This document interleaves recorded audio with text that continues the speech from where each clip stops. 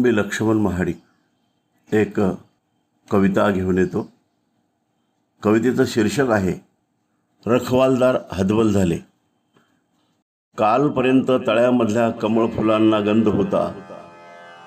कालपर्यंत तळ्यामधल्या कमळ फुलाला गंध होता. ध्येय दिशा संस्कृतीसह विचारांचा सुगंध होता.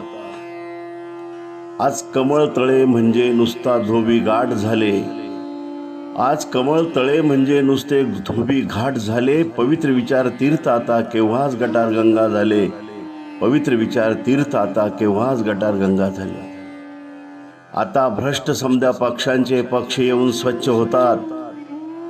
आता भ्रष्ट समध्या पक्षांचे पक्ष येऊन स्वच्छ होतात. विचारांचे स्वच्छ तळे गढूळ करून उडून जातात. तळ्यामधल्या कमळावरती इतके भुंगे कुठून आले. तळ्यामधल्या कमळावरती इतके भुंगे कुठून आले. जुन्या जाणत्या देठांनाही कधी नव्हे ते ओझे झाले. जुन्या जाणत्या देठांनाही कधी नव्हे ते ओझे झाले.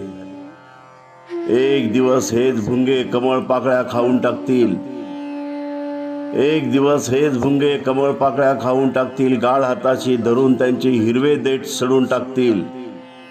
यापूर्वी इतका गाळ तळ्यात कधी साचला नव्हता. यापूर्वी इतका गाळ तळ्यात कधी साचला नव्हता. काठांनाही उदार होऊन गाळ मिठीत घेतला नव्हता. काठांनीही उदार होऊन गाळ मिठीत घेतला नव्हता.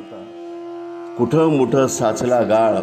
कुठं मुठं साचला गाळ तळ्यामधून उपसून फेकला. कुठं मुठं साचला गाळ तळ्यामधून उपसून फेकला. चिक्कीसह भ्रष्ट गाळ तळ्याकाठी वाळत टाकला. उपद्रवी कीटक सारे जेव्हा तळ्याकाठी गोळा झाले. उपद्रवी कीटक सारे जेव्हा तळ्याकाठी गोळा झाले. तेव्हा संघासारखे रखवालदार आता इथं हतबल झाले. तेव्हा संघासारखे रखवालदार आता इथं हतबल झाले. तेव्हा संघासारखे रखवालदार आता इथं हतबल झाले. धन्यवाद.